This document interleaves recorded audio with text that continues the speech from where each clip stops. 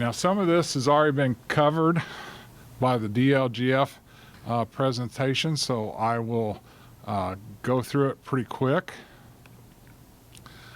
Here's a couple definitions of what the gateway is. It's a portal, single portal or access point so you can submit information to the state.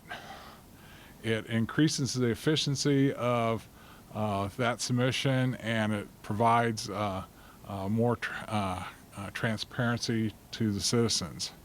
And you saw part of the website for the public access. That was what DLGF called the landing page. We developed the gateway, DLGF and Board of Accounts, and it's actually programmed by the Indiana Business Research Center, Indiana University's Kelley School of Business. They did all the development. They host and maintain the site. Since the initial development, DLGF has hired a couple programmers, and they're doing subsequent development on it, but we're still relying on IBRC for the programming. The gateway applications, you saw that in the LGS presentation. We have two. The annual report due March 1st. The 100R due January 31st. And DLGF has the budget, debt management, and the property files upload. The official in the office at the time that the reports are due is responsible for filing those reports. We get that question a lot. Since the information on the annual report and the 100R is 2012 information, why doesn't the prior official file it? That's just the way it is, that the official in office during the period of time that the report is due is responsible for filing. We have had reports from some townships and cities and towns, and maybe even some counties, that the prior official has helped file the information. So if you can get your prior auditor to help you, good for you.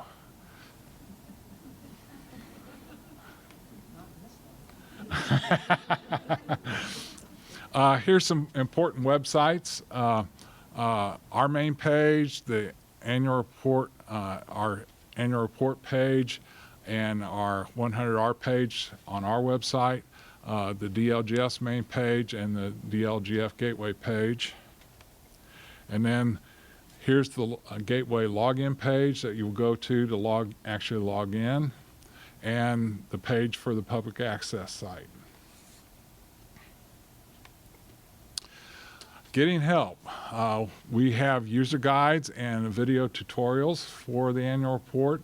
We're in the process of putting those together for the 100R and updating the annual report guides for the changes in the annual report.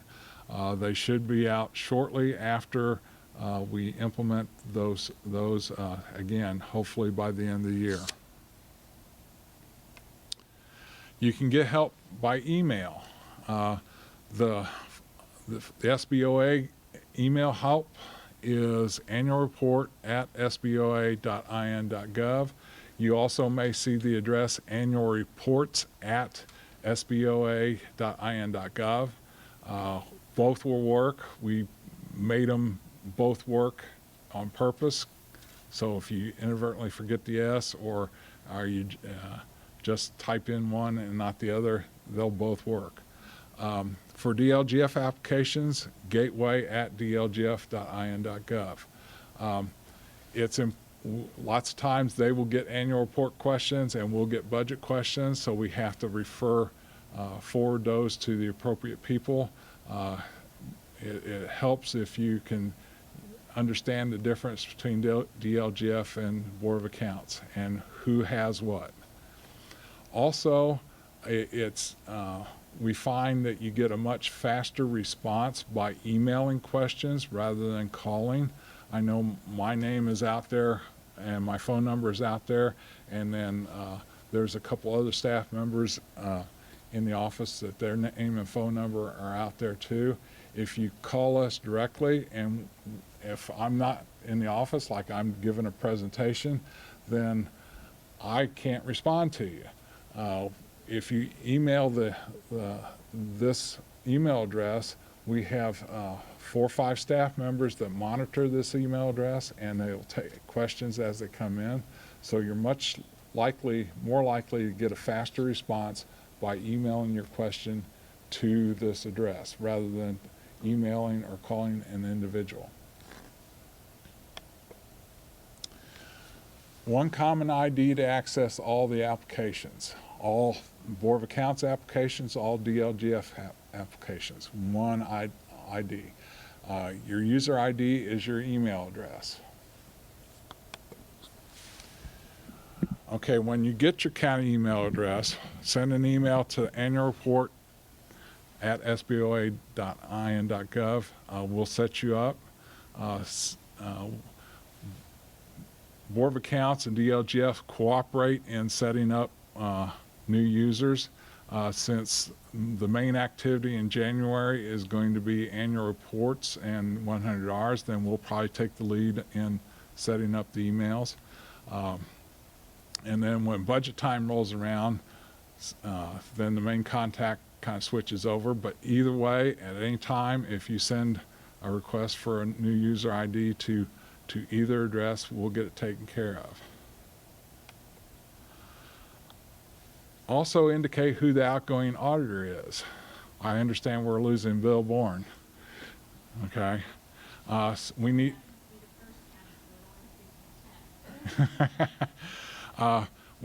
if you tell us who the outgoing auditor is, we can inactivate them on Gateway so they can't log in.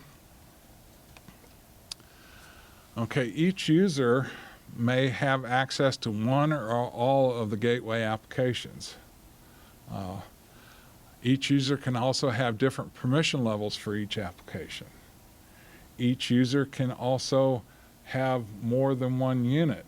For townships, we have a lot of consulting firms that do 10, 20, 30 townships.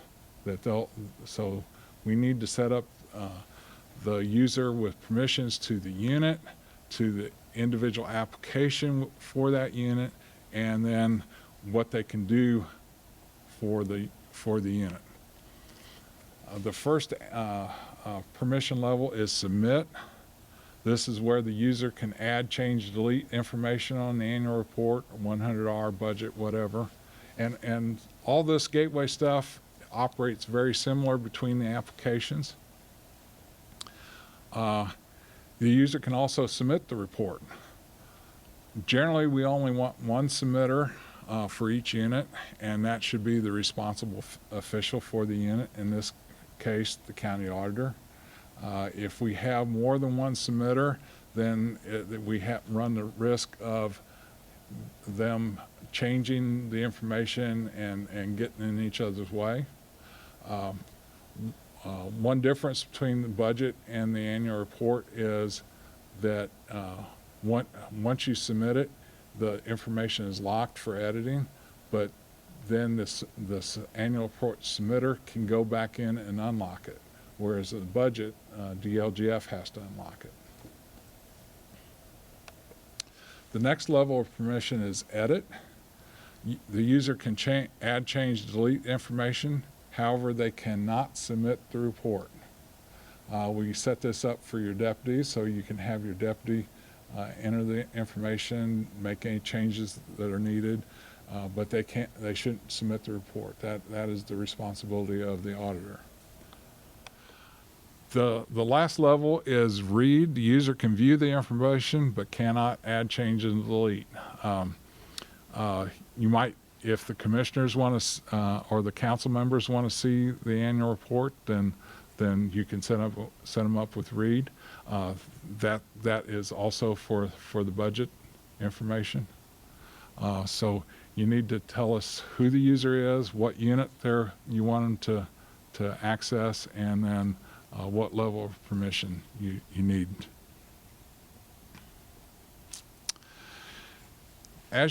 if you go in and make staff changes, you may need to request some gateway users to be inactivated, staff that are leaving or changing jobs, or new users that you need added, new deputy. When you send your request for your gateway ID, you can also request a list of gateway users for your county so you can review and figure out who has access to what and what changes you need to be making. Yeah. The auditor, I know she had a pen to go in and sign, like, I know for the budget, where did that Okay, the pen is related to the budget. There is no pen for the annual report. You get the pen from DLGF.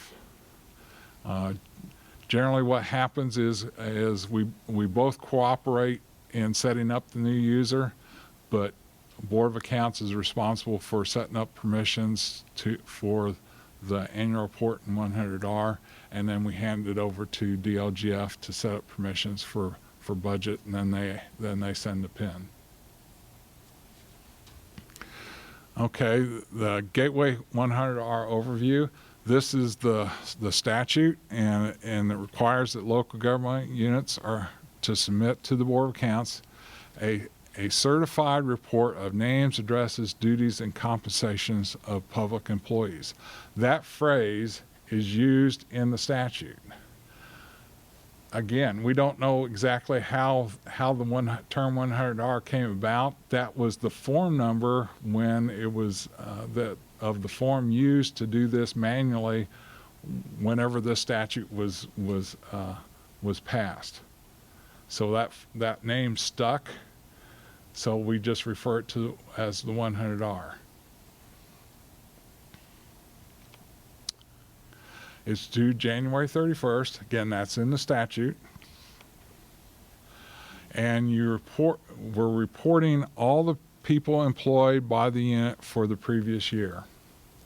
We want the employee name, the office or department, the business address, and we want to make sure that this is the business address. We have gotten 100Rs from several different units in the past that's obvious that it's not the business address. It's the employee's home address. We don't want the employee's home address. That raises some privacy issues. Their job title, position, or duties. Actually, the word used in the statute is duties, but job title or position is a good approximation of what the duties are. And their compensation. Total amount paid to the employee during the previous year. And we also need you to answer some questions regarding benefits and nepotism. That's a new requirement that was passed by the legislature this past year, and we'll go over that in a little bit more detail later. The annual report. Here's the statute that requires the local units to submit to the Board of Accounts financial reports for the past year. Now, the statute does not does not specifically list the type of information to be submitted. That's kind of the Board of Accounts take on what we need to help us in our audit and what we think might be useful for the citizens. And it's due 60 days after year end. That 60 days after year end is in the statute, and this year it's March 1st. Last year was a leap year, and it was due February 29th, and that caused some confusion. But generally, it's March 1st. And we've defined, here's what we want. We're needing the cash and investment balances for each fund, the receipts and disbursements for each fund, information about debt, information about leases, information about capital assets, your accounts receivable and payable, information about grants, and then financial assistance to non-governmental entities.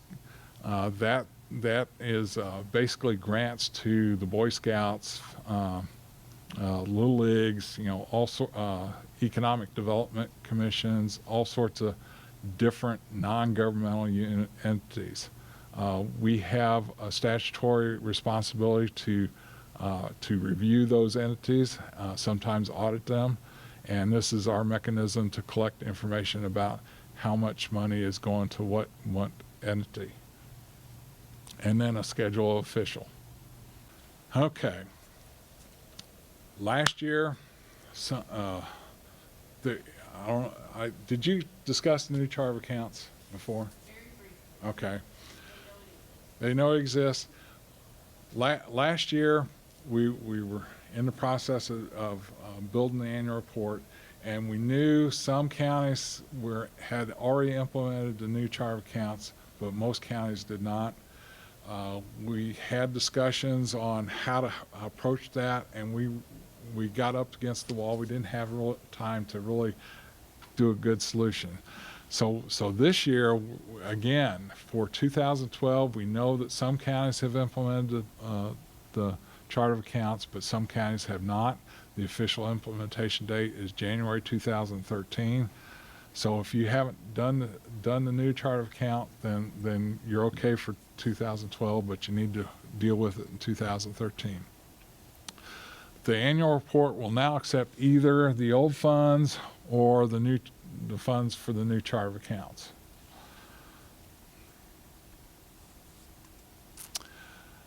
There will be an initial question where you'll indicate which set of funds you'll be using, and you saw that on the questions.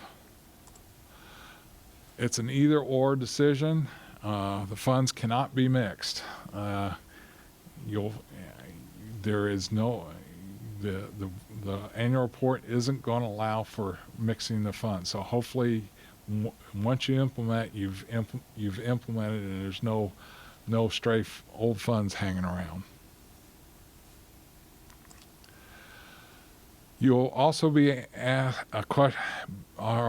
question concerning whether or not you'll upload, and this upload. Those two questions are related because of the way the system works, and this is why I'm going over this right now. If you're uploading, the validation for the correct funds will be based on your answer to the fund question, old or new. Regardless of which funds you use, old or new, the upload data will overwrite the funds and balances that rolled forward last year. If you answer, either way you answer, the upload file is going to be validated on your answer. The upload file will either contain the old or new funds. And if you answered, I'm going with the new funds, but I upload old funds, it will fail. The upload will fail, and you'll have to do it again. If there's one old fund in there and you answered you're going to do new funds, the upload will fail. Vice versa. If you answer you're using the old funds and you put new funds in there, the upload will fail. But when the upload succeeds, whatever funds were in there before are going to be overwritten by whatever you upload. That is the standard way the upload works. That whatever was there before is overwritten by the latest upload.